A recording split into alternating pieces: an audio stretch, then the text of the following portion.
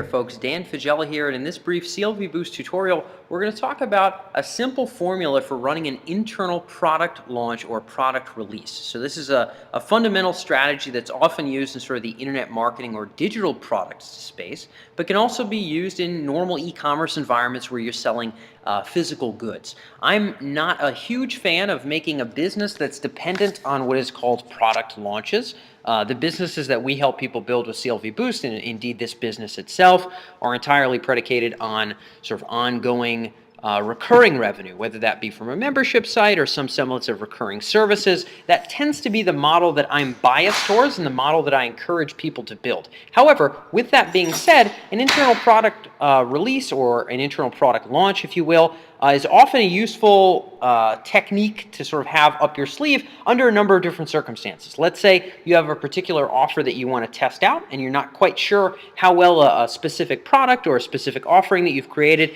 is going to do for your list, for your subscriber base, for your existing customers and prospects, and you have reason to want to be able to sort of test it out on them. That's one circumstance. Another circumstance is if you have a limited quantity of something. We have folks that maybe create physical DVD sets or who in fact make actual physical goods, whether they be baby cribs or self-defense knives or whatever the case may be. And anytime you have a limited quantity of something and you want to get rid of them all and sort of drum up a nice flood of e-commerce sales, an internal product launch strategy tends to pan out pretty well. What we're going to talk about here today is not an aggressive internal launch strategy, nothing that implies massive amounts of quote-unquote salesiness, although you can be as salesy as you'd like to be in this particular strategy. This is actually predicated on pre-framing and then providing a good amount of content, as well as a genuinely unique value proposition and reason for people to get in now, for take you up on this offer now. So I've broken up this odd series of symbols into three different little spacings here, and I'm going to explain these very briefly. Initially, in our first sort of pre-launch period, over the course of, let's say, the 7 days before you actually do this release, normally it's be about maybe 5 days or so, we will have at least 2 emails that will sort of notify folks that something is coming, that in fact we have something special for them, that there is an offer that's going to be released during a certain span of time that's going to be special in a particular way, and we let them know why. If in fact you've created a new physical product, oftentimes these are emails that are not just giving sort of vague, oh my goodness, this is going to be so great. That's not really the language we're looking for. Generally speaking, these kind of pre-framing emails are giving a bit of story in terms of what the background of the product is. You know, we've got a number of folks who've been in, let's say, the self-defense space. Again, numerous e-commerce environments, but let's just use that as an example.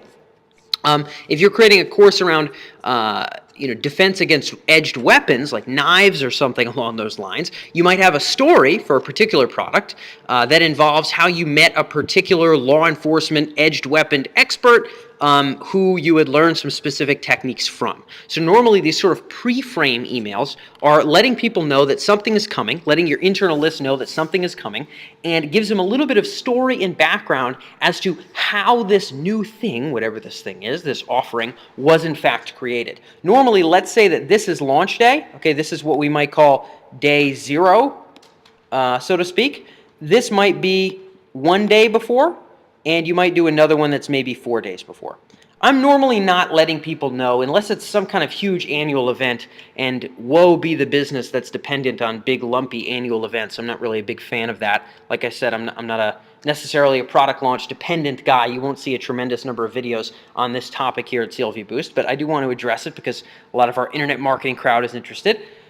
So I'll do something in the day before and maybe 4 days before. Well, I'll do some very light kind of content-driven, here's who I met, here's how this was created, here's the background on this, and here's why this is going to be special, and here's the day I'm going to let everybody know about it. On day 0, when in fact you release the thing, whatever the thing may be, product, service, specific offer, specific bundle, whether it's a holiday special, doesn't really matter. Whatever the specific thing is, on day 0, I tend to make this email, and in general best practice, this email is a little bit more straight to the point, straight to the product, straight to the sales page. This is not another big long story email. oftentimes for an internal promotion, for a minor internal promotion. This will be an elaboration on the story. This will be an articulation of that core value prop, and it'll drive people right to the sales page, whatever the sales or the order page is for this product or service. So this is sort of no nonsense. Building on the same story, building on the same values and sort of benefit that we were talking about here, but very much to the point. We might give them 3 or 4 bullet points, but here's where you can get it, here's where you can buy it. This is purchase-oriented, okay? This is purchase-oriented. And let's say we have 5 days to sell this product. So we have day 1, we have day 2, we have day 3, or in this case, yeah. So we have day 0. So this is 5 days. So we have day 0, 1, 2, or 3, and 4. So sort of day 0 here is a little bit more salesy, if you will. Now, I don't mean salesy in a, hey, take this magic product and you'll be rich over it. That's not what I'm talking about with being salesy. All I mean is that this is more directly oriented straight to sales. This is basically, hey, come and get it. In any given time when you release a product, there's a certain subsegment of your following who will buy what you present. I don't care if you sell baby cribs. I don't care if you sell management consulting to maybe a lesser degree, hopefully of some slightly less involved services, but something on a more involved service level. I don't care if you sell Facebook advertising tutorial courses. Whatever the case may be, there's a subsegment of your followers who are down, who are quote-unquote down. And when you release something, they're going to want to buy it. In general, because we've done a little bit of the pre-framing, we've built up the benefit, this is going to be more straight up, hey, here it is. Here's what I had promised. I'm releasing it for this many days. During this message, we're going to let them know how long this is lasting for. And then we're giving them the opportunity to purchase. Bada bing, bada boom, that's that. Now, on the second day, you can or cannot send anything. Generally speaking, as a de facto for the template that I use for our own e-commerce businesses here, the businesses that I run outside of CLV Boost, may or may not be sending anything on day 2. The middle days are a little bit more of a lull. So when you're doing a quote-unquote launch where there is scarcity, where there's a limited number of things, where there's a limited kind of discount for a limited amount of time, you will see your spikes in sales early and late. Generally, the middle is a bit of a lull. Oftentimes, day 2, I'm not doing anything if it's only 5 days where this offer is available. So on day 3 and day 4, in this case, and again, here they're called 2 and 3 because day 0 is the day that we opened the cart, so to speak. On day 3 and day 4, oftentimes what I'm doing here is I'm tying in the offer with something educational and something of value. So remember, in our pre-framing emails, which I like to do 4 days before and 1 day before, we were speaking about why this is going to be beneficial. Again, whether it's a baby crib, whether it's a self-defense knife, whether it's a digital product about Facebook advertising, whatever the case may be, we were articulating why it's beneficial, what it is that they're going to learn.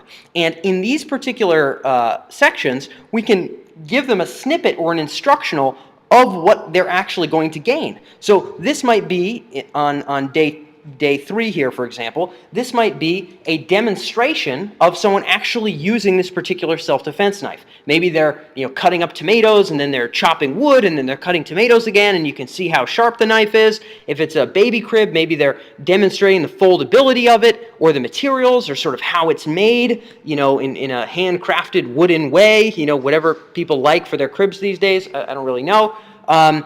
If it's a Facebook advertising course, you might go over some details of Facebook targeting. You might demonstrate some new features that Facebook has allowed and why this course is new and relevant and cool, and share 1 or 2 tips that are really going to help people with their Facebook ads. Whatever the case may be, these are content-rich videos that really provide some value that someone would walk away from and say, oh, that's kind of cool. With the crib, you may show something in addition to just featuring how cool the product is. You may or may not be able to teach parents a little something about the quality of a good or bad crib in general, where even if they don't buy yours, they'll at least know that a crib that doesn't do this might be more annoying, or a crib that does this could be dangerous for their child, whatever the case may be. So something legitimately educational, legitimately valuable. Same thing on day 4 here.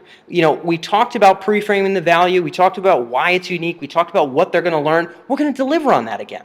We're going to give them a little bit of that value. And generally speaking, the way I like to pull this off is if we have the sales page for the product, okay, here's the headline and we have the display of the product, we have the image of the product, you know, they can buy it here, whatever the case may be.